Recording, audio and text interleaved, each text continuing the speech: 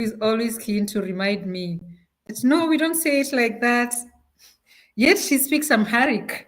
I do. And it's important for people to understand, rather to know how we pronounce our capital city here in Botswana. Yeah, I think some of us, we're accused to have eaten a lot of potatoes and cabbage. So it doesn't matter how we try. Some pronunciations won't come through, they won't come right. So, yes, happy to see you all, our dear listeners. Please join us, join us. Tell us where you're joining us from. Which city are you in? Which village? What exactly happens in your city on a Sunday? What do you do? Would you love to join us? Would you like to come to the studio at some point? No, not if the conversation gets really exciting. So at some point you just go like, I want to join them. But if you can't join us in the studio, please drop comments, whichever platforms you are on. We are on Facebook, LinkedIn. We're just about to get on TikTok, and some people don't want us to get on X. I'll avoid politics. But you can see us loud and clear and hear us. We are on several platforms on YouTube. I think today we are on 17 plus platforms. And yes, Miss Kim here, your usual podcast host on the Happiness Tribe, a tribe that is so much focused on the very thing we talk about, the spirit of Ubuntu, coming together, breaking the chains that we've always had, getting to know each other, discussing, seeing where we can help each other, and as we help ourselves. Actually, when I was preparing for this podcast, it just hit me, this is my personal self development journey. Yeah, it just hit me like, I come here to teach, but I learn more. Because you research on a topic, then you have a conversation with people, and you get a different perspective, which is so beautiful. So beautiful. So we want to kill this thing of the brains, the intelligence of this world is in the graves. We want to empty it right here, right now. So, yes, a beautiful, beautiful podcast today. I'm just going to pass on the mic because the official moderator for today, I'm sure she'd love to introduce the topic and tell us much more why she chose that topic and what we need to learn from this. Thank you and welcome. Thank you, Ms. Kim. I think before I get started, may I ask Dr. Gladys to kindly say hello and introduce herself to our listeners? Hello, everyone. I'm Dr. Gladys Spalding. I'm really happy to be here and excited about this topic, procrastination, because I really truly believe that everyone procrastinates at some point. You may not consider yourself a procrastinator, and you may not be. However, I think it's just a normal part, of living. And I just want to say that, I'm here in Atlanta, Georgia, in the United States, and it is hot. They call it hot Atlanta, and there's a reason for it. It is super hot. I mean, so a lot of people are hibernating because you can end up with a heat stroke or something. So yeah. So welcome to the show, and I'm looking forward to. I hope some people will share, in the comments in the chat area. Thank you. Thank you, Dr. Gladys. And yes, it's very nice to be here once again. We're here every Sunday afternoon at 5 o'clock Botswana time, and very excited to share the different subjects that we want to explore and hoping to plant a seed or two with our listeners. And as Ms. Kim said, to inspire others through our experiences and just the conversations that we have. I enjoy coming here every Sunday. And today, my name is Yodit Mudusi, and I'm sitting in the beautiful city of Gaborone.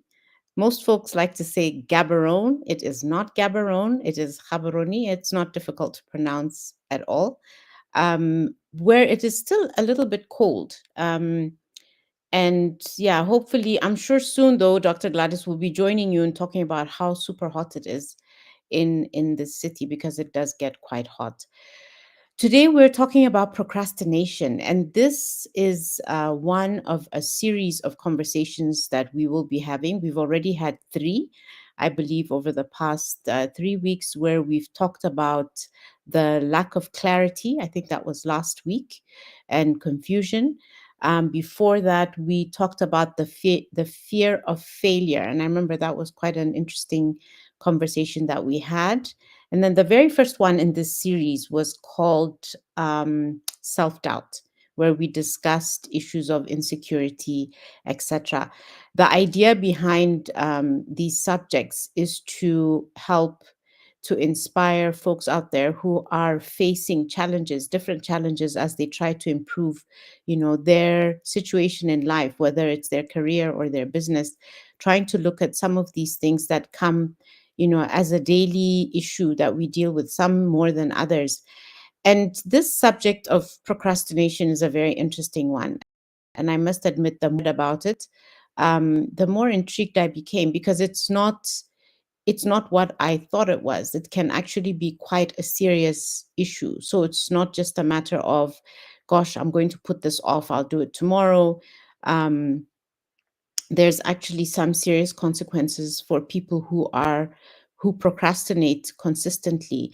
And so those are the things that we want to unpack today. But obviously, as much as we want to talk about what it is, we also want to talk about how do we deal with it. What are some of the ways in which you can manage your procrastination, and how can we help you come out of that? Like Dr. Gladys said, all of us procrastinate, but with some, it's more pronounced. It becomes a behavior that they cannot get rid of easily.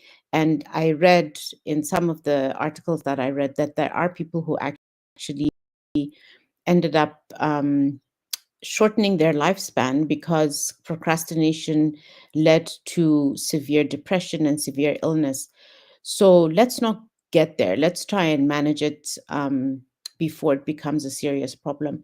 So if I may start the conversation, and I'm going to say we had a question that was posed to us last week by one of our listeners.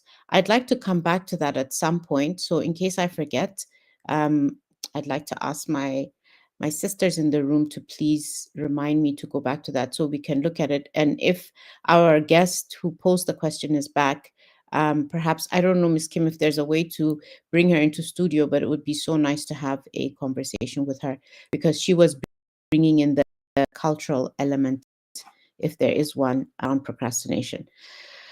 So let's try and look at this question. What is it? What is procrastination, and how do you define it, Miss Kim? If I may start with you. Thank you, Miss Judith. And this is it's actually things that like I started with this podcast has become my personal journey. When I started researching on these, it dawned on me actually procrastination is not what I think it is. I think it's tied up to mean something different. I've always thought that procrastination is what I think a lot of us do, where we always sometimes I'll associate it with laziness. I'll associate it to just avoiding doing something until it hits me. No, this is deeper than that. So how I've analyzed it and looked at it, it's actually not laziness. I would call it fear wrapped in logic. When emotionally there's something that's stopping you from doing it. Sometimes it may sound like you need more time. You need to be better prepared. Just fix one more thing before you start. I hope my sister is listening because I borrowed this from her. She's always said, you know, please, my dear friends, don't laugh at me because my kids have been making fun of my phrases. I love phrases, but they never come out right. So I even panic when I want to use them. This and too much analysis creates paralysis. So I would look at it when we keep on pushing something, we are waiting for the perfect moment. Our vision slowly starts to fade. Our gift or what specifically we want to do gets dusty. The comfort that we are trading when we're doing that. So you already find it's something sometimes you are so clear, you knew what you wanted to do, but there's that emotional shield. So some sort of vulnerability that comes. There's that delayed in acting because sometimes we fear judgment, we fear failure. And the truth is, we may not feel good enough sometimes to begin something. So I would sum up procrastination as it's not the enemy, it's a messenger. It's something that says something inside me does not feel safe to move forward. And once I begin listening to it, instead of fighting it, it's one of those things that I'm scared of. I've started just calling them for meetings. Let's sit here, let's look at the pros and cons. Why am I scared of this? So it's not, I wouldn't call it anymore laziness, like what I thought it is. Sometimes it's wrapped in emotional trauma, things that maybe I failed at something before and I no longer have the courage to do that. So I've stopped this thing of beating myself up. What's wrong with you? Why can't you succeed? Why can't you just get up and do it? And confront what's deeper and much more working on my intuition. Because procrastination could be leading me to, no, it wasn't the right thing for you to do. So it's not essentially a bad thing. I hope that answers. And I wouldn't answer. I know you're speaking to a scientist. Please allow the scientist to answer scientifically, and I do the street thing. You Thank know, you, Miss Kim. oh, I'm sorry. Yeah, No, no, go I ahead. was listening to what you said because there are various facets to procrastination, and basically when you delay or you post factors. For example, if I discuss it from an educational perspective, I find that procrastination has to do with poor time management skills, and I've seen it over and over again because people are filling up their plates and they don't know how to create a schedule to determine, okay, I'm going to put this amount of time here, I have to work at this time. They don't have any idea. They don't give themselves realistic expectations. And what it is that the fact that they don't do that could, they didn't do the work, right? And because you didn't carve out the time and create a schedule and be realistic about it, and then you take an exam or something, or you didn't do the assignment and you do poorly, you get a 0 for not doing the assignment, or if you take the exam, you fail the exam. So that could lead to low self-confidence, and that's all hinged on the fact that you have procrastinated, and then you didn't create the schedule, so that was poor time management, and then now you're experiencing this emotional component, which is the low self-esteem. So various facets, because when you look at that particular scenario that I just told you about, initially they're probably feeling overwhelmed because you're working. If you're working, because I've had students who signed up for a class and they have, I don't know if their work schedule changed, I don't know, but the regardless of whether their schedule changed, the college schedule did not change. So now at that point, they're feeling overwhelmed. And then that's what's going to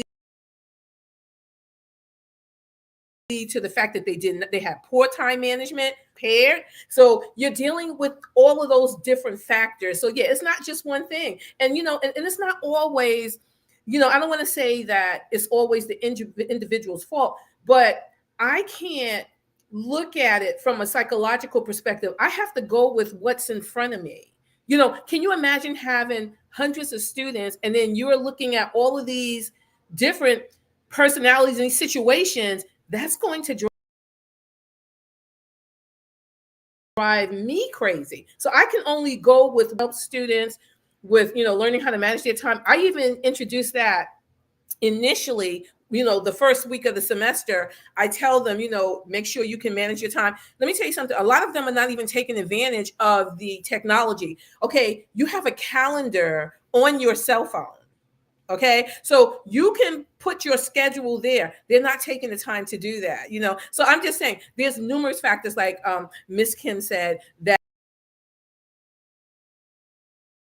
could lead to procrastination. It's not always procrastinate, but it's just that when it becomes to the point, like I think the scenario I just told you about, that could really be tough, because if you feel like you're a failure and if it's going to affect your GPA or something, you could possibly say, well, I'm just going to drop out. So then that could lead to depression. You see, because the whole idea of going into any type of course is to advance yourself, is to upskill. right? So that means that you're not on the pathway to achieving your goals if you leave, if you drop out or something. So those agree with that. Thank you. Thank you, Ms. Kim and Dr. Gladys. And absolutely, I think both of you have covered, some of the key elements of what procrastination is. And as I said in the beginning, for me, initially it was just, putting things off for different reasons, mainly because I'd rather not do it now and do it later, and which could be attributed to laziness, but things that I would later regret. And so I'll give you a very specific example. Failing to go and purchase clothes, knowing that I should do it today, and then not doing it because I should do, and then the next morning finding out that there's actually been an increase in petrol prices. And that's happened to me a couple of times, and it drives me nuts. And it reminds me about what my mom always used to say, never leave for tomorrow what you can get done today. Very simple. And it's something that now I try to live by, but it can be difficult. So now that's on a very the simpler side of what procrastination is and what it can lead to. So paying extra nowadays, it's not a very nice thing to experience, simply because we're all feeling what's happening in the economy. And then, of course, there's the more serious side of it. Saying you're going to do something and putting it off for a few months, and then having to. So I'll give you an example. Saying I'm going to go and visit this person. I'm going to visit. I'm going to visit. Keep putting it off, and then next thing you know, that person has passed away. There's nothing that's going to bring them back. And so things like that, where the repercussion becomes something that's so big you don't even know how to deal with it, it becomes an issue. So the question is, how do you avoid making that a habit? Let me stop for a minute because I see our young brother Selassie has joined us. Hi, Selassie. Hi, can you hear me? It's good to have you with us this afternoon. Can you please introduce yourself to our list? Uh, can you hear me? We Hello? can hear you. We can hear you, but there's a sound. I'm not sure what it is. Okay, now it's gone. Please introduce yourself, Selassie. Yeah, I saw that. His internet is bad. Yeah. Okay. Hopefully he'll come back and join us. That was our one of the members of the Happiness Tribe, Selassie, who sits in Ghana. Hopefully he'll come back and give us a very different perspective. I suspect men view this a little bit differently from women, even though there is a science now, from what I've read. There are scientific reasons, possibly, or things that happen when we procrastinate. So, one of the things that I read is that when you are tasked with doing something, okay, he's back. Should we try it again, Selassie? Yes. Please, can you hear me? We can hear you. There's a bit of a sound, but we can hear you. Maybe increase your volume a little bit. Okay. Hmm. Can you hear me? Or is still okay? We can hear you. Go ahead and introduce yourself. See from Ghana, and today in Ghana means very cold over here today. Change because of the climate change. Anytime. Happy to join the happiness. Our session today. I'm Selassie from Ghana, and a proud member of the Happiness Tribe. And I'm here, to share my views on today's, topic, which is about procrastination. And I'm looking forward, to whatever question that you pose today. Thank you, Selassie. There's still a bit of background noise. I'm not sure what it is, but hopefully it'll clear up as we continue with our conversation. You've mentioned something that is so critical, and I thought of it this afternoon as I was thinking about procrastination and some of the negative consequences. And one of the things I thought about, Selassie mentioned, there were changing weather patterns, and climate change. I think if there's one thing that mankind or human, well, no, let me leave it at mankind, has procrastinated about is our impact, our impact as human beings on the environment and how that's going to adversely affect future generations. So that's like on the very serious side of it. If there's such a thing called group procrastination, I don't know, I didn't read that far, but I think it is a very serious issue, in terms of what is it that we're not willing to address or something that we're not willing to deal with, maybe out of fear, we don't know what's coming. But in some instances, is because we really don't care. So back to procrastination and what we were talking about, I was beginning to say that one of the things that I read is that when you are faced with completing a task, and for example, if you're a student at university, like Dr. Gladys, your students, and they're expected to study for a specific exam, some students will put off the studying. They'll find other things to do. They will go and clean their room. They'll be very productive in everything else except studying for that subject, for that exam. And some of the researchers have said that, as they're looking at this issue, what they realized is that there is an overwhelming fear that these students face. And so it's easier not to even start because I guess, and I think you mentioned it, Dr. Gladys, as well as Miss Kim, the fear of not doing well, the fear of failure, something that we discussed a couple of weeks ago.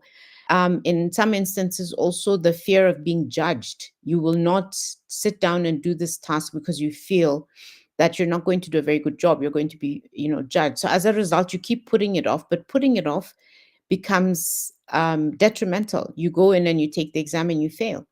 And so the one example that I read about, which was really quite scary, is this gentleman who had such a big problem with procrastination in the workplace. He kept putting off, work that he was supposed to do. He kept missing deadlines, and as a result, kept losing his job. And of course, that has a negative impact on the income that he's able to bring home. And eventually, he passed. I think he developed chronic disease, and so he was not able to live for very long. And so that is like the most drastic side of what procrastination can do. But if I may now take an opportunity, and I'll start with Selassie because he's just joined us, to give us your views on procrastination and perhaps an example of a situation that you may have been faced with, or a situation that of somebody who was procrastinating and it didn't end up well. Selassie?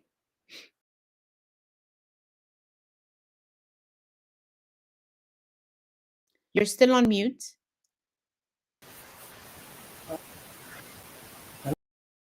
Can you hear me? Hello? We can hear you, but there's Okay. a background sound. I don't know if it's just me. Miss Kim, Dr. Gladys, can you hear Selassie clearly? Okay, go ahead, Selassie. Yeah, I can. Go ahead. Okay. Yeah. Thanks for the question. I think procrastination simply means, delaying decisions for now, probably which might lead to certain negative consequences in the future. And with my current work, there's no need for you to procrastinate because it's a disaster management organization. And any procrastination you make, can cost a lot. So, report needs to get on time so that stakeholders will take decisions. And so, with my current organization, the disaster experts, there is no need for me to procrastinate. So, sometimes I can be at work very late because things need to get done. But previously, I've found myself procrastinating on how to present. When I was at the university, and that time, I think my first time presenting to my class and panel of studies on campus, I was unable to make my presentation because as soon as I saw crowd, I really feared and I couldn't present. So I got sick. Immediately, and instead of me to learn, to present, I procrastinated and I didn't do any effort to learn about, how to make good presentation or present to the class. And anytime, thereafter, anytime there's presentation, sometimes I do fall sick. I send a message that I'm not really feeling well or something like that, which is really bad. This has really caught up with me, that it's really affected me in my later studies, and I think it's something I need to really work on, even as so I think that's one thing. But with my current work lifestyle, you can't really procrastinate. This is because any decisions you take, you know you are going to cost life. Maybe reporting to go to the fire service so that they could, take action. So that probably we couldn't have fire disaster within a community. If you don't take those decisions, you can really create chaos in the society. So, I feel with my current work, there's no need for me to procrastinate. So I will try to do my best to really, I mean, do whatever I have to do. But previously, I've had this experiences which was really taught me, my presence.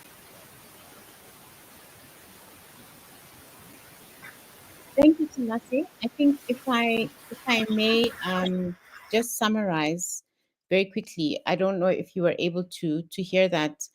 Miss Kim and Dr. Gladys, were you able to hear what Selassie was talking about? But okay, so Selassie was mentioning, his life as a student, and how he was fearful, especially of doing presentations, and so because he was fearful, he was unable to present. And he mentioned that, due to procrastination, he didn't attend sessions that would help him overcome the fear for presentations, and it wasn't a good thing for him at the time as a student. But now, in the working world, he's unable to. He doesn't procrastinate. It's impossible because of the consequences. Procrastination could lead to things that are quite severe for people who depend on him. And I guess the department where he works with, so he does not procrastinate anymore. So I think if you can just pick up on that, if I may, Dr. Gladys, you are working in an environment with students, and I'm sure this is, you've already mentioned that it's something that you see. What are some of the things that young people can do in terms of seeking support if they're experiencing such issues with, fear? Because it seems like, from what Selassie has said, and from what both you and Ms. Kim mentioned, fear is one of the reasons why people procrastinate. They can't get on with it because they're scared of what's going to happen when they do. Can I please ask you to speak to, what are some of the things, solutions that are open, available, support systems for students who struggle with such? Okay. Yeah. See. So now another thing is I want to say that a lot of my students. Oh, hello. I'm still here. You can't see me, but Yes, I we can. can hear you. I don't Yeah. know Okay. what. You can hear me. I don't know what Yes. happened, but No, we yeah. just want you to shine. Okay. Right. Okay. So one of the things I definitely recommend, like I said, is scheduling, time. That's one thing. Like I said, there's a course that's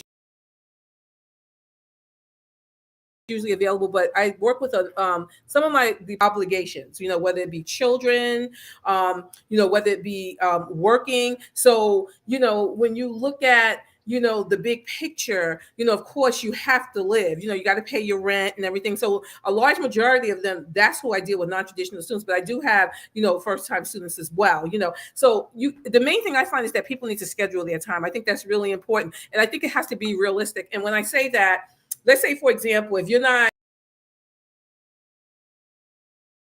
really accustomed to having good time management, just say, I'm going to spend 30 minutes on this particular topic that I really just don't understand. You have to start with small chunks. You can't overwhelm yourself with, doing something, a task for like 2 hours, because your attention is not going to be there. And you may not even have the time to do it because you may have other obligations. Another thing I tell them, let's say if you have children, don't compete with your children.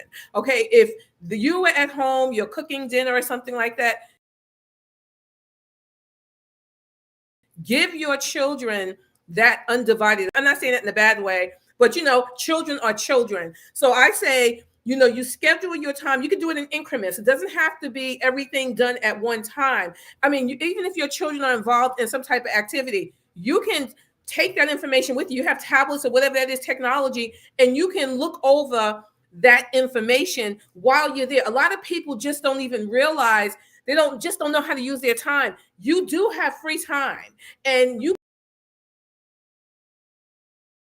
can use, even if it's 15 minutes, just to make a difference. And that's what I'm finding, that they really have a problem scheduling, their time and being able to divide it up, because the time is there somewhere. Nobody's working 24 hours. I mean, your body probably wouldn't even allow you to do that. I mean, at some point it's going to require, sleep or whatever that is. So that is another thing. So really breaking it down into to chunks. And then you also have to know your why.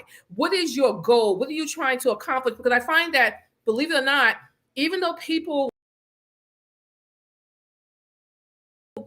are enrolling themselves in programs, like, why am I doing this? You're doing this because you want to advance yourself. You want to elevate yourself. You're trying to, whether it's a promotion, whether it's a better job, whatever that is. So you need to know why you're doing it, and you need to stay on track and continue that trajectory, because it's going to lead you to success. And I've had these conversations with students. Some of them are ready to receive it, and you have those who are ready to go for it, and they try to figure it out. And then you have those who really, we're just not on the same frequency. They're just not in that place, because, believe it or not, a lot of people, I'm in school, but they're not really there. And I mean, not just mentally, even physically, they don't show up. You see what I'm saying? So again, that is procrastination, because your goal for going to school, I'm thinking it was to advance yourself. So if you're not there, you know what I'm saying? So, and let me just say personally, I don't consider myself to be, I'm not a habitual procrastinator, but I do procrastinate. I believe like what you do today, why would you postpone what you could do today for tomorrow? I truly believe that. And I'm gonna tell you why I think of it that way. What if my electricity goes out? That means I can't wash clothes. You understand what? And those things have happened where if I had put something off, I didn't get it accomplished, but I could have done it. And then, I tell my husband, no, let's take care of this now, because you don't know what tomorrow is going to bring. Now, I'm not perfect, because, I've had a situation where, I go for my annual physical and everything, and I haven't done it yet. And I'm gonna tell you, it's not that I'm fearful of going. I thought about it, and then all of a sudden there's a distraction that comes in. I'm doing something else, and now 2 months has gone by, and then I thought about it again, and now I'm almost a year off. So I'm just saying, and it's just that there were distractions. I'm working, and even though it's summertime, but it happens, So I'm just saying. But those are definitely, some of the things. And also write it in technology as a reminder on your cell phone, and it can alert you. And I tell my students, you have it right there in your hand. Everybody's on a cell phone. Okay. So there's no excuse for you to be reminded. I put everything on the schedule on my cell phone so that I will remember. You see, so those are just some of the things. I hope that answered your question, that you can do to help ward off the procrastination. Absolutely. Thank you, Miss Paula. Sorry, Miss Dr. Gladys. I'm missing Miss Paula. Miss Paula is also a member of the Happiness Tribe. For those of you who joined us previously, you would definitely know Miss Paula. But thank you, Dr. Gladys. Yes, greatly appreciate that. I think, Miss Kim, I'd like to ask you to comment as well, but maybe also comment on the issue of fear, and the fact that sometimes we put something off because we're scared. We're scared of the consequences, or we're scared of being judged. I think that's what you had said. Yes. Thank you. Thank you. And, Dr. Gladys, when you're talking, you actually reminded me how I dread, don't tell anyone, I dread going for pap smears. Is that on 17 platforms, you said, Miss Kim? Don't tell anyone. Selassie is not here. He's not listening. And nobody else had that. But it's some of those things. And something else so silly. I do not like brushing my teeth. So I make sure it's the first thing I do in the morning to get done with it. Miss Kim. Next time I'm sitting next to you when we do these podcasts, I'm going to be right there in your home. Okay, sorry, go ahead. I just don't like the feeling of the toothpaste. The whole thing is just so yucky. So it's the first thing that has to be done, and I'm done. It's ticked off. Now, on procrastination and fear, I think procrastination is generally a part of our lives, and we will always procrastinate. And I don't think it's a very bad thing until when it starts affecting our lives, like what Miss Judith said, like somebody ended up with his life gone. And it's I think borderline as managing those emotional trauma. Sometimes we don't even know. I have procrastinated a very personal responsibility that I pray my uncles and aunties in the village are not listening to this podcast. Because my mom Dr. passed Gladys on. is making a lot of confessions today, and Selassie, so we need to mind her today. Sorry, Miss No, Kim. this one Selassie will gladly understand and forgive me for it. So my mom passed on within COVID. And of course, we were going through lockdowns. I could not go to bury my mom. But to the African tradition, the first thing, I mean, like generally on a normal day, if it wasn't for COVID, they would not bury my mom until I get home. So my sister in US, my brother, everybody goes home. Funerals are very, very traditional. It's part of our culture. There's a lot of it tied up to a send off that you have to be there. But I did everything I could that I feel I'm comfortable. Within me, I buried my mom virtually. I was very active. I did the program every day. I actually planned things. Maybe I actually worked harder than if I was home. And sometimes also it's our way of escaping the pain. So obviously, I was a mess day one. From day two, I went like, no. Actually, the same evening, I called a catering. We called with my sister. My sister was here then, my younger sister. So we organized a catering company to take food to my siblings who were there morning because we knew they wouldn't cook, and started calling people like we do. So we planned the funeral. We arranged where they were gonna go do their hair, their clothes, everything. We did what we could. We worked extremely hard, and we attended the funeral virtually. But as expected, it's so many years later. I don't even want to say how many. I've not gone home. I fly through Nairobi because it's sort of a hub destination to many other places. But I have every reason not to leave the airport because I know the minute I leave the airport, the community will expect me to go and do the rightful thing. I don't think I'm ready. I don't know what emotional trauma is there. I had a very beautiful relationship with my mom. She was my best friend. We're very close. But I'm not ready to go to her graveyard. So sometimes procrastination can bring, there could be some fear that we don't even know what that is. Because why am I so scared of going to my mom's graveyard? She's gone. And every time I'm confronted with that, I just go like, no, my mom lives in my lounge. I have a beautiful picture of my mom. We talk every day and I see her. But I still feel some part of me goes like, you better face this because at some point you still have to do it. And if it's not for me, I'll need to take my kids who actually, thanks God, one of my daughters was there and she did everything. She was part of the funeral. But I have so many excuses.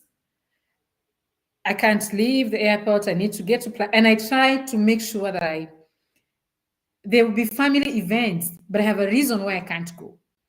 So sometimes it could be we don't know what we're confronting, but the earlier we seek healing, because if I'm scared, and since then I have had every excuse not to go to people's funerals. I actually went for the first funeral like a few months ago. I think I even called Miss Yodit when I was on my way, because that one as well, I had done everything possible not to go. And it's not because I knew the person we were burying, because it's very traditional. We go for funerals. It's like Saturday, it's a funeral day in Botswana. It doesn't matter who died, you're supposed to go show up for funerals. So this was my friend's mom. I didn't know her mom. My friend is in the US, so I just felt the honorable thing to do is let me attend this funeral. So sometimes we have to confront our fears, which maybe that's where I might need to see a therapist and understand how do I overcome this? Because am I going to miss my funeral? I need to show up for that one. Miss Kim. Okay. So there could be, and I know it's getting overrated, this thing of everything we brand it, it's trauma, it's trauma. I don't know what it is. And maybe I've not given it so much attention to understand what it is, but I feel I've sort of made peace with my mom's passing. I'm grateful. She left a big girl. We're all grown children, and she was suffering. So for me, it's I still go like, she's peaceful, she's not in pain. But that thing of, it could be just that, but you start with one thing and it leads to so many. And if you're not very careful, you could still keep on sugarcoating its trauma. I missed my class because I'm emotionally broken, because I didn't do my homework, because I was sick. And life is not giving us room for excuses. We're going to pick up the pieces. They actually say over 18, we can start saying our trauma, I was beaten, I was what? No. Look for help. That's my story. No more stories. Thank you, Miss Kim. And thank you for sharing. I think it is it's a very good example of fear. I think what you haven't done for yourself is to define what that fear is. You're not sure what it is. And I think my take on it, we've discussed it before. My take on it is currently, I think it's okay. It's not preventing you from doing anything. You haven't done that one thing, but I suspect that day will come when you will go.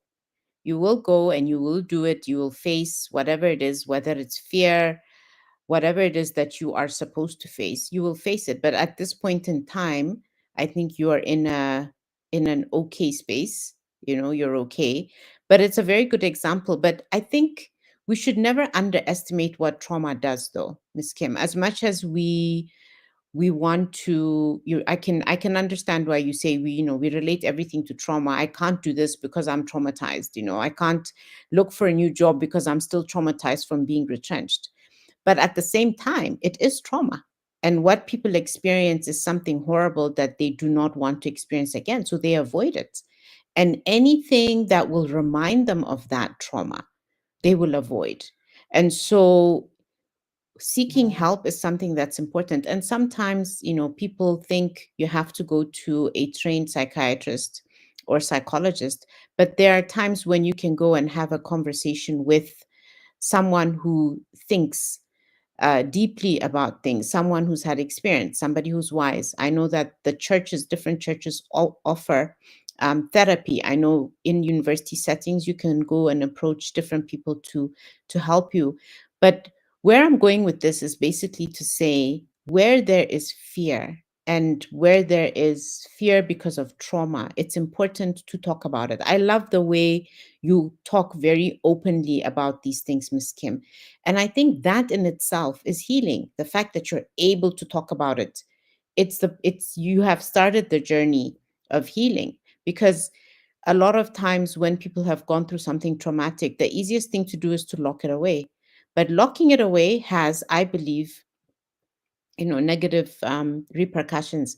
My children accuse me of having road rage. When somebody irritates me on the road, I will let it out. Whatever it is that comes to my mouth, I try to manage it because I have kids in the car, but I let it out. And my kids are always like, you've got serious road rage, and you need to deal with it. And I say to them, okay, it can be unpleasant for them. And for that, I apologize to them. I don't want them to experience me in that way. However, I honestly believe that the fact that I'm able to let it out means that I'm not keeping it in my body. It doesn't become anger that later turns into ulcers or that turns into high blood pressure issues. I let it out. And once it's out, it's gone. So I refuse to allow it to impact me negatively. And I think people who are able to verbalize some of the issues that they're faced with, some of the traumatic things that they've experienced, I think they have an advantage over those who keep it away, who keep it locked up. So I don't know your views. Selassie, thank you for joining us again. I'm sorry that you're having problems with your internet today. And I'm not sure how much of our conversation you heard, but would you like to chip in and maybe give us your perspective on fear and procrastination? You spoke a little bit about it already, but what is it that you think, young people can do to address fear, and then that will help them address procrastination? Selassie? Is he frozen or is it me? You're all Selassie, you need to unmute yourself. It I looks like think he's he's frozen. yeah, he's frozen. Yeah. Okay, so anyone who wants to chip in on that one, I think, Dr. Gladys, what's your take on what Miss Kim just shared with us? Yeah, I think it's pretty similar as, even though I used a different example with the students and everything, but I do agree, it could lead to fear, like you said, if you're traumatized by, and that is going to cause you to procrastinate because you don't want to deal with that experience again. So I can definitely understand. I can't really think of any, I mean, I think we all have something that we have experienced and we just don't want to revisit it. So we will put it off. So that's another form, like you said, of procrastination. I was trying to think of an example that I had, but I truly can't think of, it must be in the recesses of my head because we all experience something. And we all look at, trauma could be in different levels as well. So some people could be more traumatized, it depends on that degree as well. But I really can't think of an example where I was traumatized and I actually procrastinated. But like I said, I have procrastinated about things. I'm still procrastinating, but for the most part I don't consider myself to be a procrastinator because I really try to keep up with what I'm doing, because I just don't like the feeling that you get when you're supposed to do something and it doesn't get done. And then it seems like, oh my gosh. And then that becomes overwhelming and that could lead to trauma as well. Because like you had mentioned, a person not doing what they're supposed to do on the job, and then you end up losing your job, So I try my best, but life throws so many different things at you. You really also have to prioritize and figure out, okay, which is more important. Okay. So, that's another thing. So I try to do that as well. But I can definitely understand, the fear. Nobody wants to fail. Let's be for real. But you also learn through failing. Okay. Like I said, just like if you fail a class, you have to do something different. Okay. And to be honest with you, if you take the step to retake that course because you failed it, that is a good thing. That means you did not put it off. You're trying to overcome that trauma. The fact that you signed up again, the fact that you showed up again, and this time, hopefully, she's saying.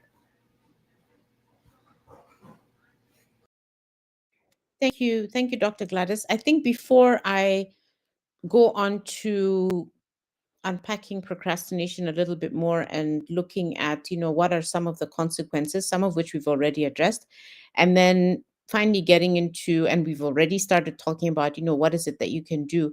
Miss Kim, do we have any messages that you would like to read out? And also, can you please kindly remind us of our sponsor for the show? I'd appreciate it because we haven't even mentioned them once, which is not a good thing. Thank you. Thank you. It's a bit unfortunate. I'm not able to access messages. There could be something with my settings, but I'll check later. I'll also request our members of the Happiness Tribe that could be listening out there. Please, especially those who access us on WhatsApp, if Grace, you're online, or Selassie, please send us the messages. If you're not able to join us in the studio, you can WhatsApp us, then we can read out. But I just so you know, all our listeners, we appreciate you here, and we'll still come back and respond to your messages. And yes, thank you, Miss Judith. A big shout out to the sponsor of this show, OneStream Live. So please note, we are out and grateful. We're very, very happy to be streaming. We have access to stream on 50 platforms Currently, we're doing close to 20, and we're going to keep on increasing them. So this is pretty good. And this, what we're streaming right now, will stay live for the next 24/7, so you can still access us. So thank you, One Stream Live. You're a very good partner, and we appreciate the sponsorship of being able to access the studio, which is literally like a mini TV on its own. We're still navigating how well to utilize it, and we're going to get better with time. Thank you. And please know we're going to drop the link where you can join One Stream Live. We'll put it on our socials. Then you can experience this. We'll urge you to try and experience. It's a beautiful platform. Thank you. Thank you, Ms. Kim. Yes, we're very grateful. And as we are learning to navigate, we'll do better, like the sound effects, for example, something I still can't get used to. Dr. Gladys, do you have your hand up? Actually, I do. I wanted to mention perfectionism, how that could also lead to procrastinating because, a lot of times people are waiting for the perfect time. Let's say if they want to start a business, want it to be flawless. It just doesn't work like that. Sometimes you just have to do it. And then you learn through the actual process, just like me, I have the business beneath these now. I'm learning and I'm so excited. I'm learning how to edit videos and stuff like that. And they're not perfect, but guess what? I did it. And I'm only going to get better through practice. So, and I am getting better. I see the difference from the first video. Now I have another video, and then it's just going to get better and better. So I just want to say, so there's never a perfect destination because you're expecting it to be perfect because, you see other people out there and they're selling products and let's say like big companies, let's say Macy's or whatever that is, they have the experience. They've been there for years. You know what I mean? So they're doing much better because they know the game. So you're actually, when you first start, you're learning the game. Just like I have a colleague, she said, she told me just a few days ago, I know nothing about business and she wants to start her own business. So what she did was she enrolled in a great place to start. But for the longest, she did procrastinate because she just didn't know what to do. But yet she took the step and said, let me take a class just to get a foundation. And that's wonderful. As a matter of fact, that's perfect. That's what I say. Can I mic on that? Absolutely. Please go ahead, Ms. Kim. I'm mic dropping on behalf of Dr. Gladys. I'm so glad you mentioned that because that there's fear, and there's also like one of my very close friends. She's very meticulous, so she can plan. She'll not launch a business until all the T's and the dots are picked. So I'm very disruptive. I can think about an idea, the next minute it's everywhere, even before it's nicely cooked. And of course, there are pros and cons. Sometimes I burn my fingers, but you never know until you try. And that sometimes is actually my research. I just get to know how many phone calls did I get. So are people interested in this or not? Just do it. Thank you. Absolutely. And you see Ms. Kim doing that, time and time again. And it's something that I've come to appreciate, the longer I hang out with her and learn from her, because I think I'm sitting on the other side. Not that it has to be perfect, but it has to be something before it's launched. You have to be able to prove something, show something. But now I understand from people who are entrepreneurs and serial entrepreneurs, it's like, no, just get it out there, learn what you can from it, and then you can perfect it as you go along. So it's something that, and again, it leads back to perfectionism. And thank you so much, Dr. Gladys, for bringing that up, because it can actually be debilitating, because you just don't want to make anything public before it's absolutely perfect. And there's no such thing as absolutely perfect. Well, maybe there are some things, but it's important for you to be able to try. So I'm on a journey of learning that it doesn't have to be the best.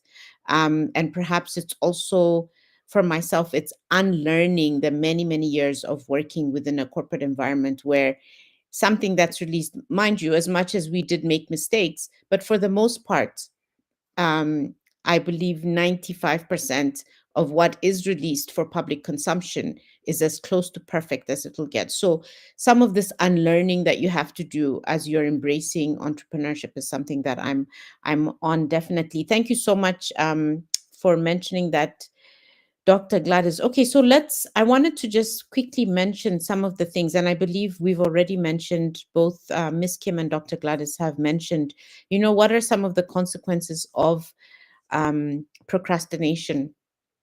So, and this one I think will speak volumes for entrepreneurs as well. Those who look for, opportunities to submit proposals or complete tender documents to be able to win certain jobs. Procrastination is something that will kill you if it's a habit, because you fail to submit something on time, and that's it. You've missed the deadline. There's no coming back unless they go back and advertise it again. So lost opportunities is something that's a serious consequence of procrastination. And I described a situation with a gentleman who kept missing deadlines and therefore kept losing his job. So it can also be lost opportunities within a working environment, as somebody who's employed. We've talked about increased stress and how procrastination actually doesn't help. And it doesn't matter how much you clean your apartment or your house in effort in order to avoid something that you really don't want to do. The stress will give you insomnia. The stress will give you high blood pressure. The stress will then lead to things that you really don't want in your life. Unfulfilled potential. And I think this one is a big one for me. And it goes back to the conversation we just had. Be comfortable with releasing something that may not be perfect. And as you work on it, you will be able to improve on it and slowly reach the potential, fulfill that potential. And then I spoke earlier about death and how there's nothing worse than encountering death. You meant to visit this person and this person goes, you can't bring that back. So it's mentioned here as irreversible loss. And this is some of the research that I did earlier, as I was looking at what procrastination is. I don't know if Dr. Gladys, Miss Kim, you have any comments that you'd like to make here, some of the consequences or repercussions of procrastination that we haven't mentioned already. Please feel free. I just want to mention something, yeah, about fear of judgment. Like, a lot of times, I know I've been in situations like I've mentioned in the past or on some of the podcasts where, I was trying to implement something that was very innovative, and now it's like, really popular.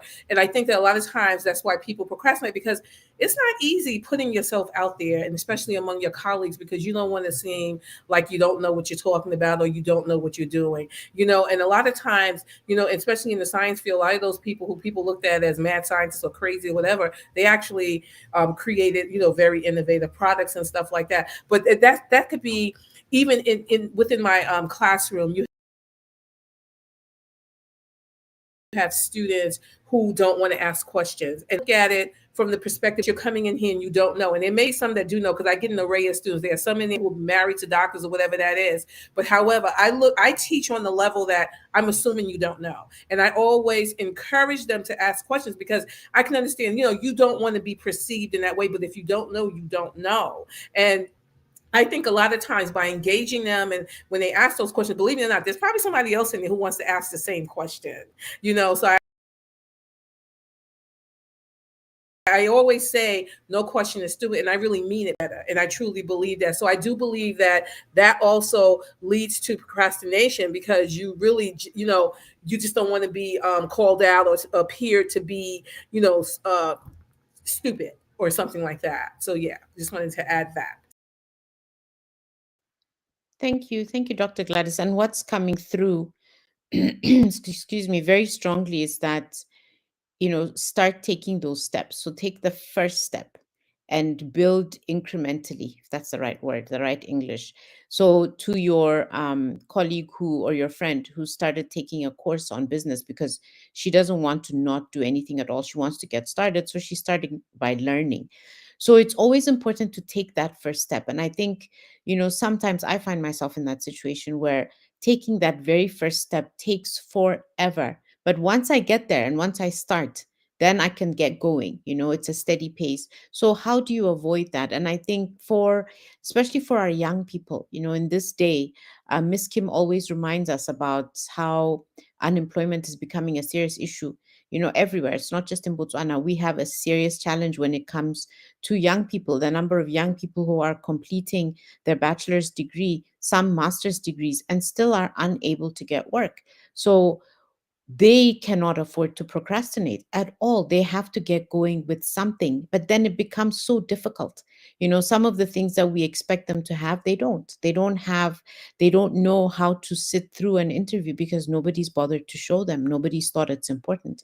Or they'll show up at work, they'll get a job, but because they don't know how to behave in a work environment, they lose that job. So there's so many things that are stacked up against our young people today.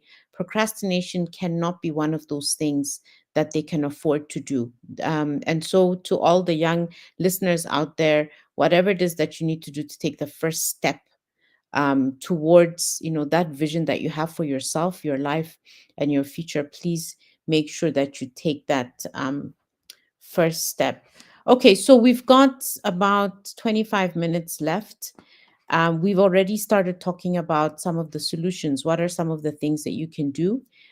Taking the first step is something that we just spoke about. Dr. Gladys has elaborated on it. So has Miss Kim. Facing your fears, is, and I'm not sure. I don't know if we've explored it enough. I don't know if you can ever explore facing your fears enough. But maybe from your experiences, both of you, what are some of the things that you have done to face your fears? Maybe a practical example of a situation that you've had and what you've done to face the fear. And did it help? Did it work? Whoever wants to jump in first, please do.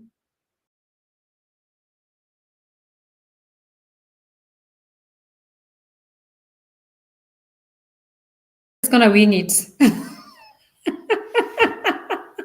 Please wing it, Miss Kim.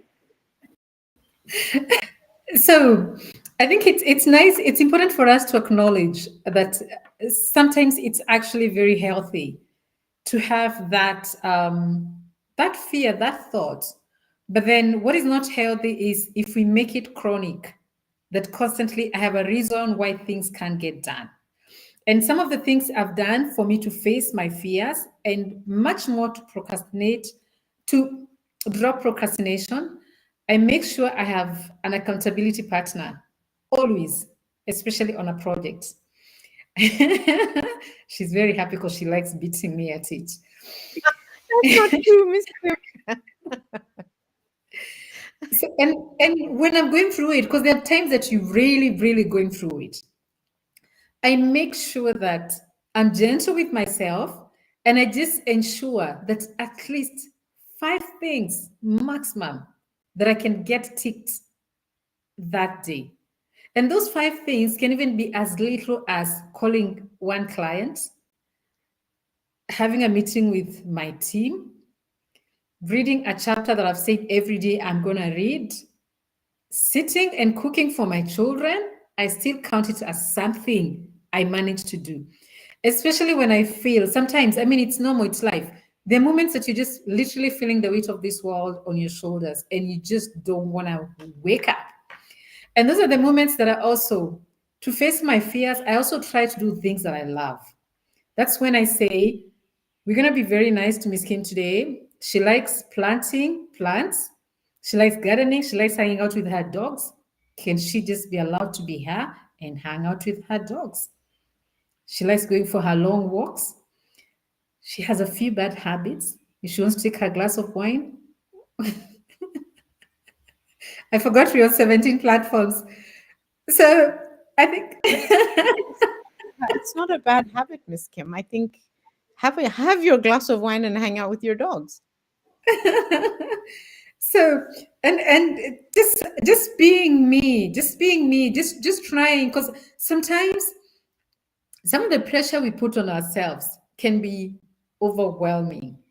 And if there's something, and I feel sometimes it comes with age, wisdom, learning to be gentle with ourselves, learning to be more kind to ourselves.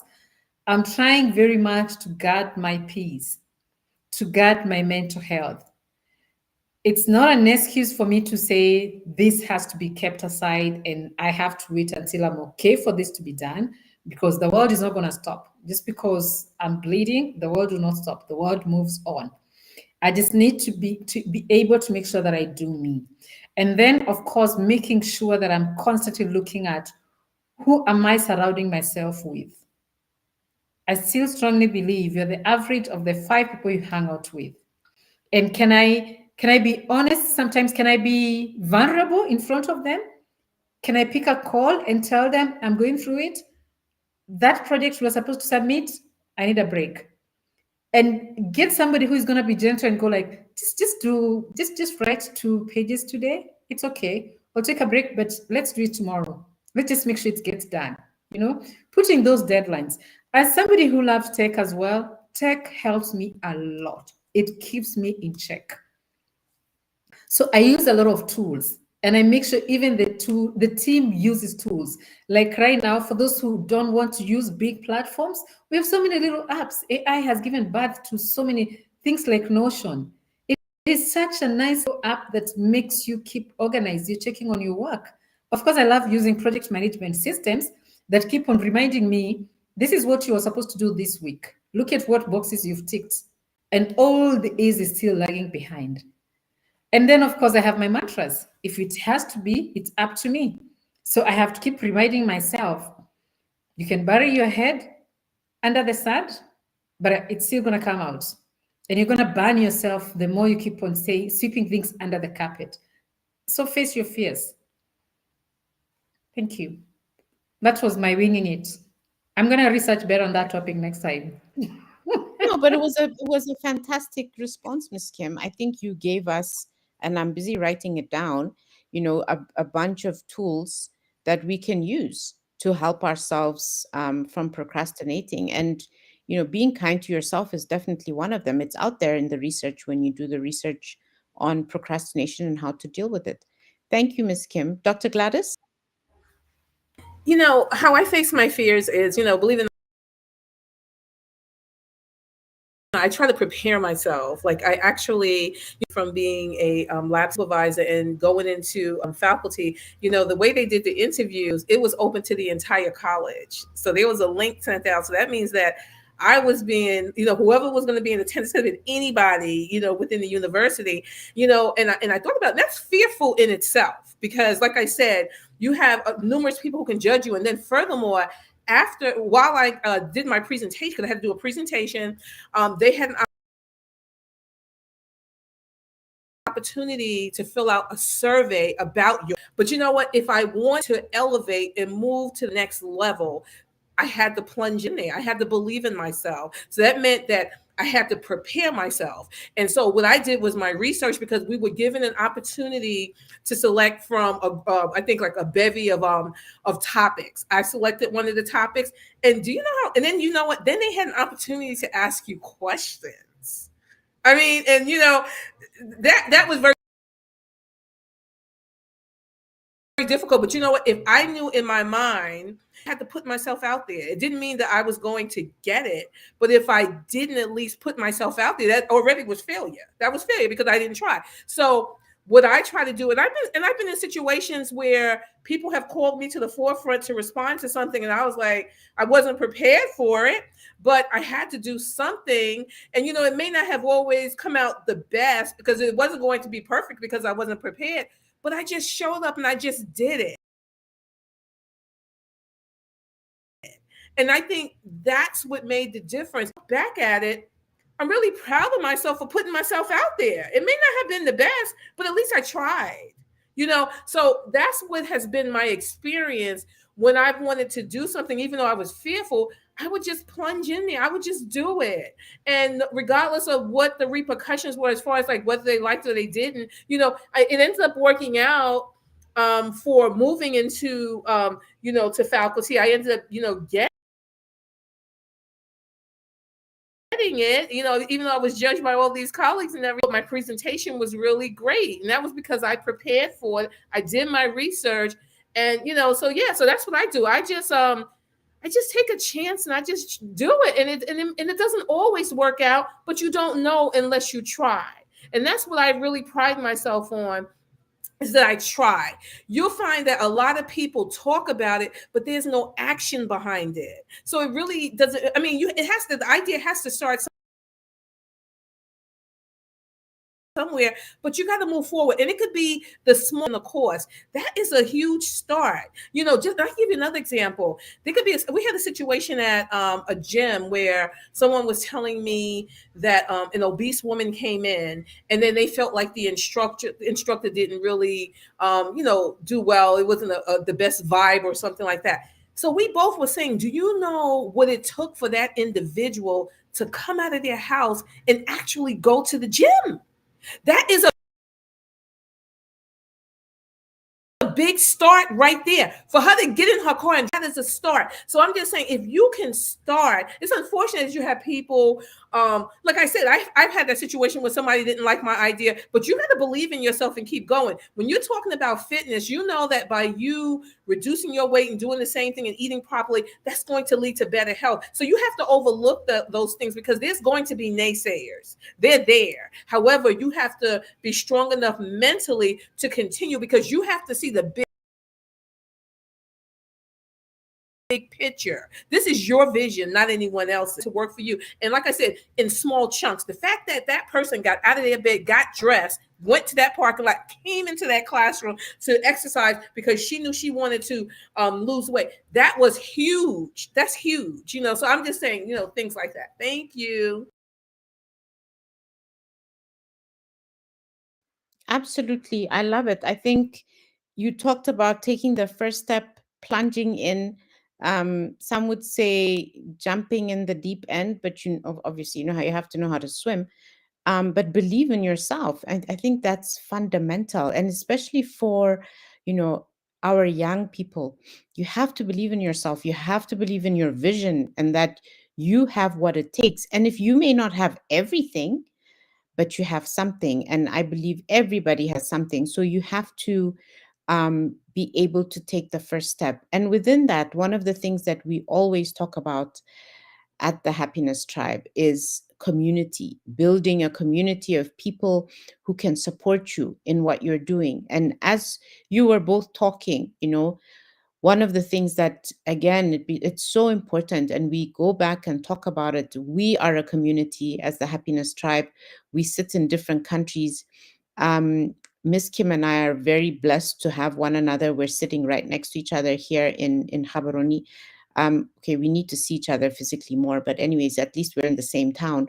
And we're blessed. We can bounce ideas off of one another within our meetings, within our chat group. And then when we come here to the Happiness Tribe, where we present ourselves to everybody who's willing to join the podcast, it's another opportunity to grow and learn from our different experiences, because we don't have time to talk about all of it during our meetings. So build your community, and it doesn't have to be people who are far away. Although one of the things that Miss Kim always reminds me about is the community that is linked in and the people who are available, whether it's professionally, those who are in your profession, or those who are just simply people who care about human beings and want to extend assistance where they can. So remember that you can build yourself a community of people who are going to be your cheerleaders, people who are going to hold you by your hand, who will give you a hug when you need a hug. But these are the things that are important. So far we've said, be kind to yourself, take the first step and plunge in. You have absolutely nothing to lose. And if you feel like you do, maybe take a step back and look at it again and say, okay, what is it that I'm worried about? What is it that could possibly go wrong? And then believe in yourself. And one of the ways that you can confirm to yourself that you are okay is, the self-talk that you do. And once in a while, looking at yourself in the mirror and saying, Aizosh, in Amharic, Aizosh means it's okay, it'll be okay. Don't hang in there. It can mean a lot of things, but Aizosh is something that I like to say to myself when the tough gets going, and, I have to do that self talk. Remind yourself that it'll be okay. And I think that's important as well. Okay, so I think we've covered a lot of things. I don't know if there's anything else in terms of solutions.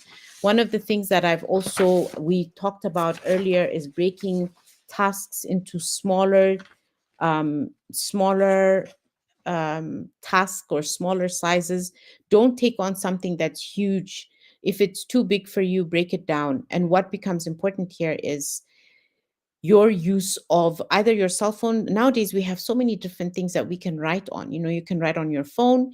I have a little notebook that's next to me on my bedside table, so if my phone is not there, I reach and I make a note for myself.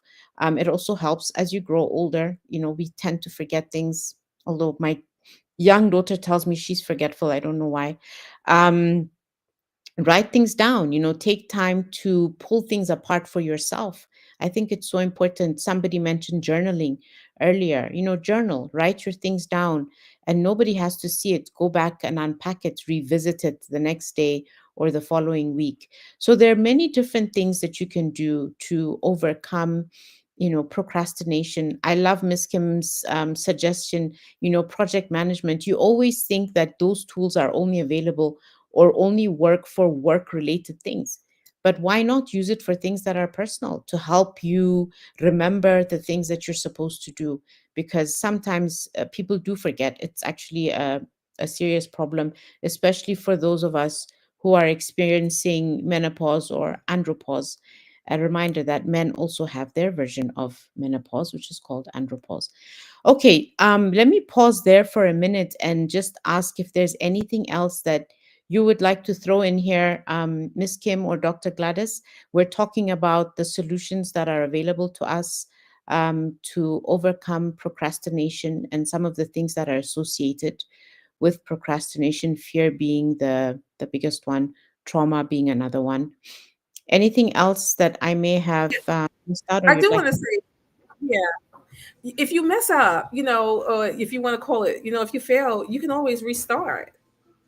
So you don't have to, what I mean? That's how you learn. So you can start over again.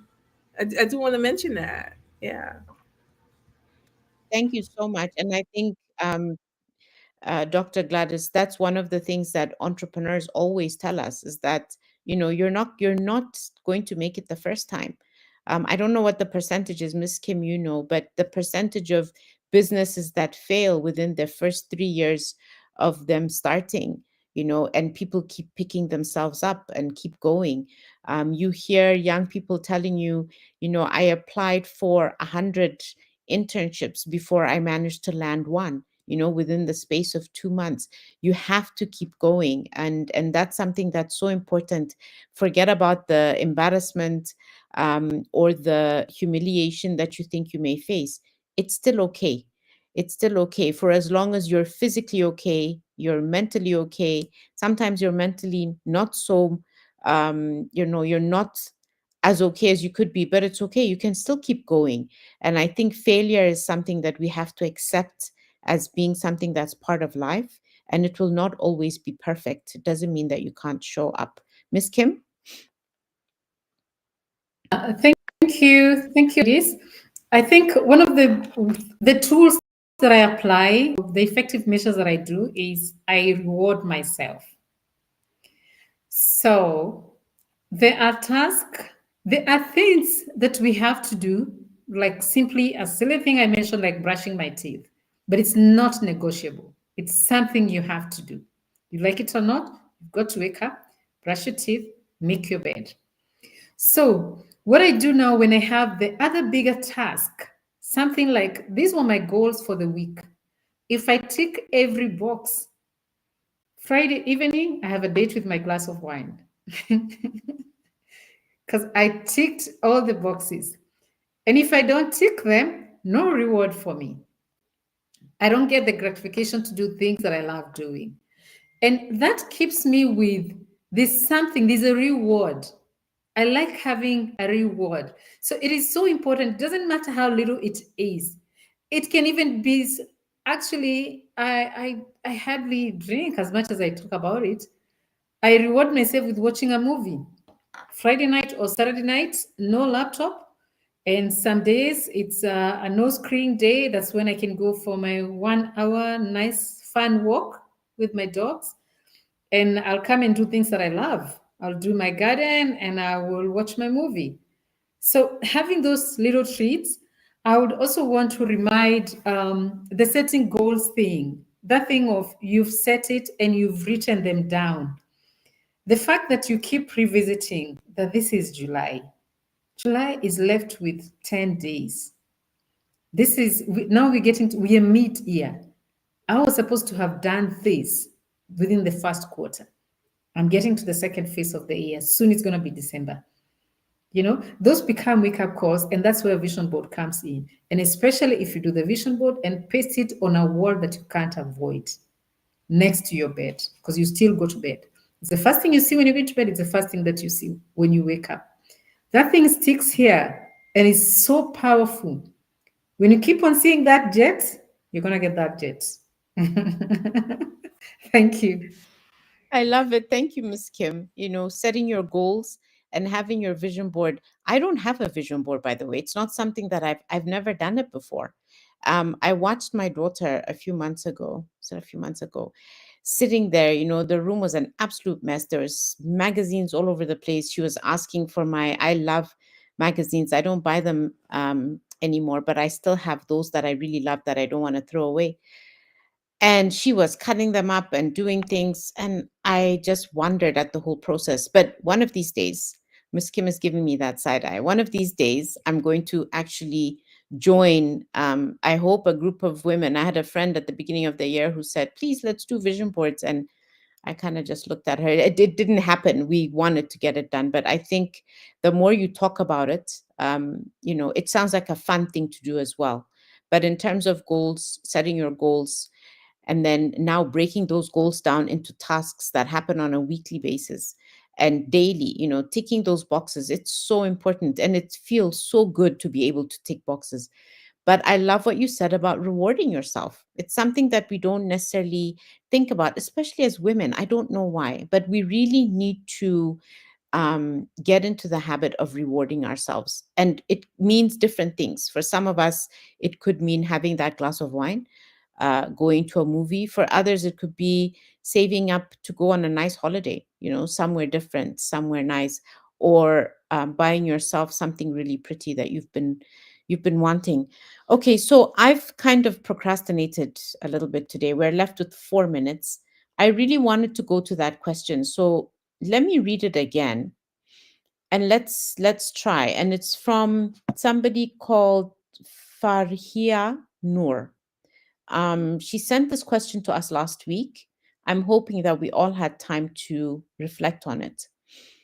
So Farhia is asking, in an African context, how does community expectation or cultural pressure contribute to procrastination?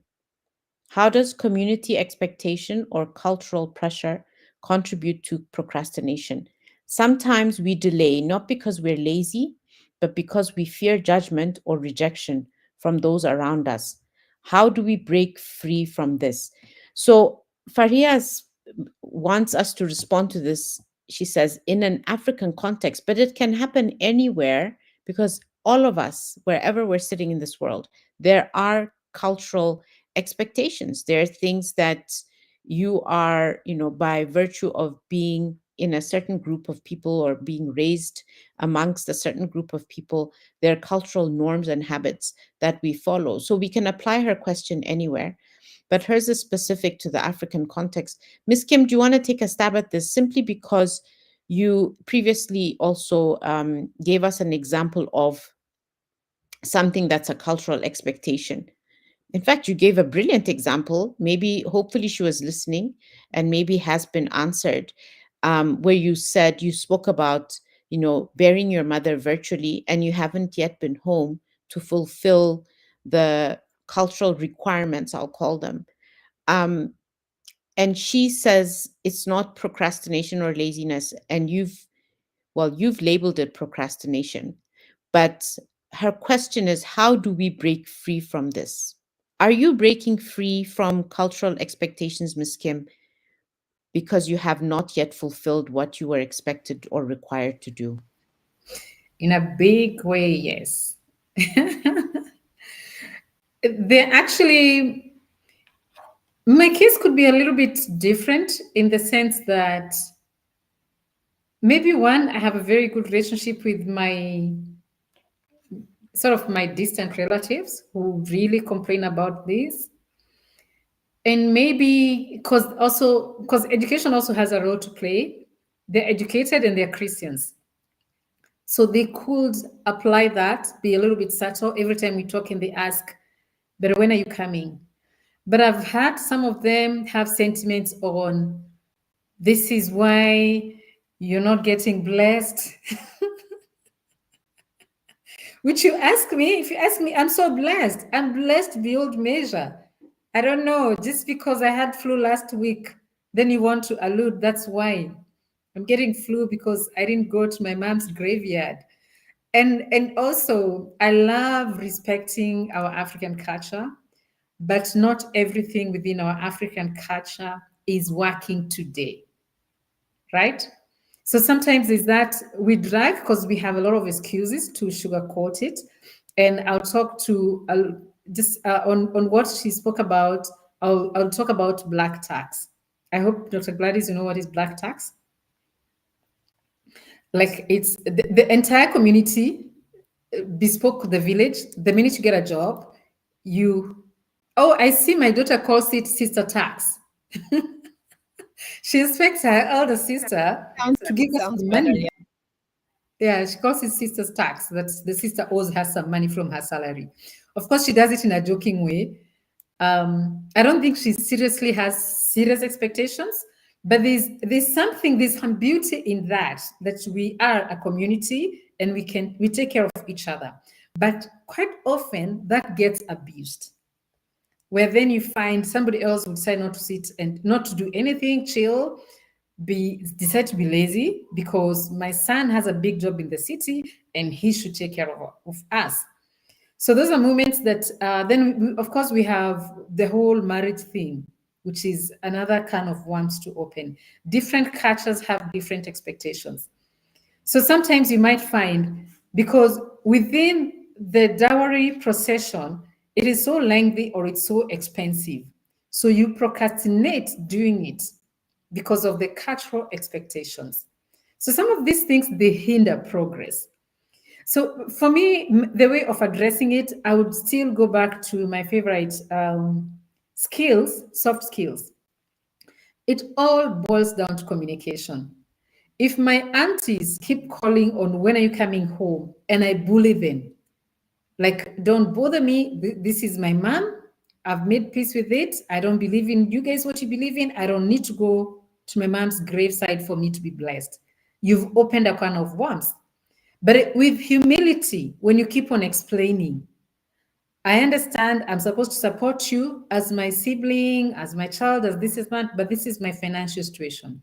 I understand I should marry you and pay the dowry, but this is how I am doing. I'm tied up on a job that I work 24/7. Because remember, a lot of these cultural norms, when they were set up, that's 100, 200 years ago, that life was very different. There was no time factor. It didn't matter what time you come. We didn't say that I'm expecting you at 7. No, I'm coming in the morning. Or I'm coming next week. There wasn't like I'm coming on Monday or Tuesday. No, I'm coming next week. I'm coming next season. And a season can be 3 months. I'll come during the harvesting time. And if it doesn't rain, so there's no harvest. So I can even procrastinate and come another season, right? But things have changed that we don't even say we're meeting on Monday. We say we're meeting on Monday at 7 because there are so many other external factors that are affecting that.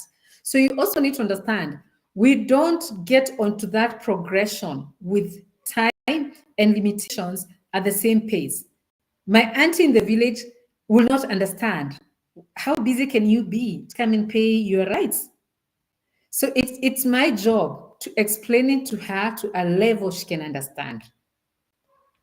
And some of them can be very, like, I find my kids make fun of our cultural way of naming. Their firstborn, if it's a girl, should be my name or their husband's mom. But they don't get it. What do you mean? Why should I name you? So, how can I blame them when they've not grown up within their cultural context? They've not grown up sitting with my mom every other day. I have I've raised them in a foreign country that has different cultural beliefs. So all these the migrations we've adapted as Africans, sometimes just leaving the village and coming to the city. You're not in touch. Sometimes it's we're not even ignorant. We don't know some of these cultural norms. We do not know them, and it's very. I find it a little bit embarrassing, but it's a medication that we need. But there's a lot of that our culture that does not really work right now. How we break it down and make sure the other generation that raised us gets to understand is the ingredients that we need to cook nicely and present to them. I think that's my submission for thesis. That's my thesis, Dr. Gladys. Thank you, Kim. Dr. Gladys, did you want to comment? Yeah, I would. I know that it referencing African culture, but we have cultures all over the world. And one thing I want to say is that one thing you pointed out was time. And I noticed that here, like, in America that they say, Black people's time, that they're always late. How I come out of that is that I show up who I am. For example, students don't know me to be late to class. I'm always on time. I mean, if I'm late, it has to be something going on. I don't know. But what I'm saying, I don't have that reputation. I am. That's how I separate myself from that culture. That's not me. I'm not a late person. So my expectation is that you're supposed to be on time. And my thing is, you're going to be at a deficit if you are constantly late, because I'm not going to go over information that you missed because you're following the culture of being late. That means you missed out on something very valuable. You could have missed out on gaining an extra 5 points towards your exam. You understand what I'm saying? So that's how I do. I show up is. So I remove myself from that. And believe it or not, I've heard things like that, but it means absolutely nothing to me, because if that class starts at 8:30 a.m., that's what time you're supposed to be there. Now, I understand that people have situations where they may have encountered, traffic or what have you, but I'm talking about repeat offenders. There are actually individuals that really believe that, oh, we're just naturally late. It's no big thing. Okay, well, that's going to reflect in your grade. So that's the way I handle it. I show up the way you're supposed to on time. So that's my expectation for you. Okay. Thank you, Miss Paul. Dr. Gladys, sorry. Miss Paula is in my mind. Dr. I'm Gladys. Paula today. Yeah. I have a very different take on that. I think and different in the sense that I don't buy this it's African time. We've been labeled that way, right? And here we are. Dr. Gladys is somebody who shows up on time every single time unless there's a problem. I know my father was one who was a stick. He hated being late for anything. It just did not happen. And so I don't agree that there is such a thing as African time. I think we're using it as an excuse. We have a lot of people who show up on time. We have a lot of people who don't. But I just refuse. I refuse to give that and to give into that. But thank you both for your explanations. I'm hoping that Farhia is listening, and I'm really sorry if I'm mispronouncing your name. But I'm in agreement with Miss Kim. One of the things that we need to start doing is communicating better. And there must be somebody within your community, within your culture, within your family that you can start talking to about some of these things.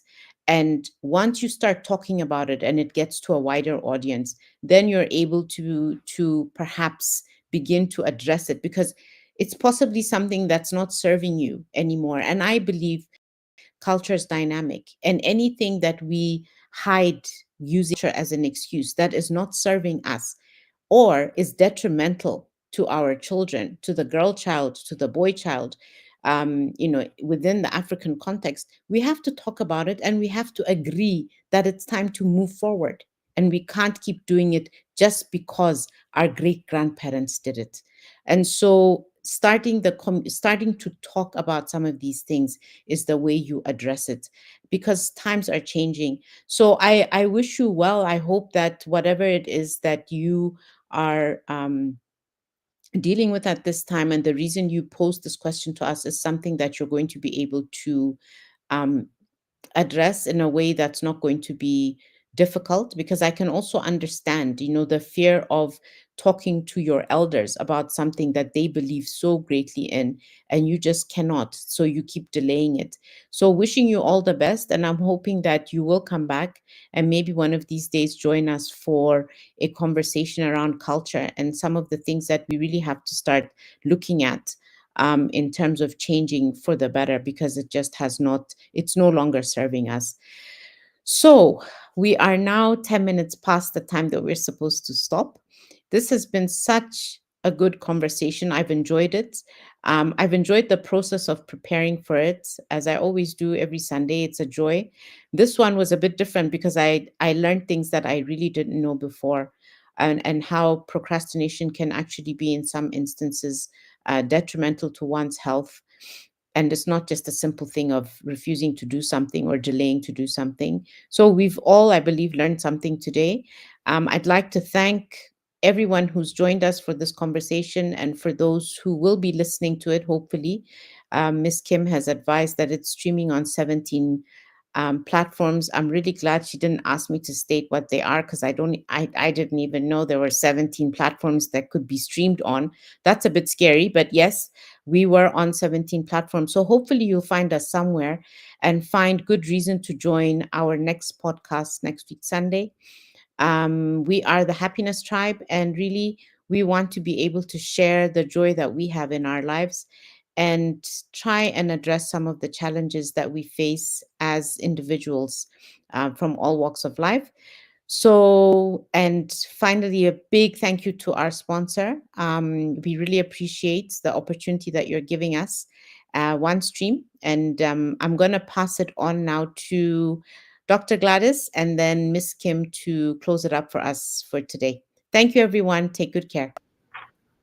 Yes, I want to thank everyone for joining us, and I want to leave you with this. If you are struggling on that journey to trying to ward off procrastination, the first thing I want to say is, reflect. So think about, what did you accomplish today, and it could be something really small. Don't expect anything huge. Start with small steps. The next thing is celebrate. So what's one thing that you did well? Ask yourself, what's one little small thing that you did well, and that's an accomplishment. And then what you do is you prepare yourself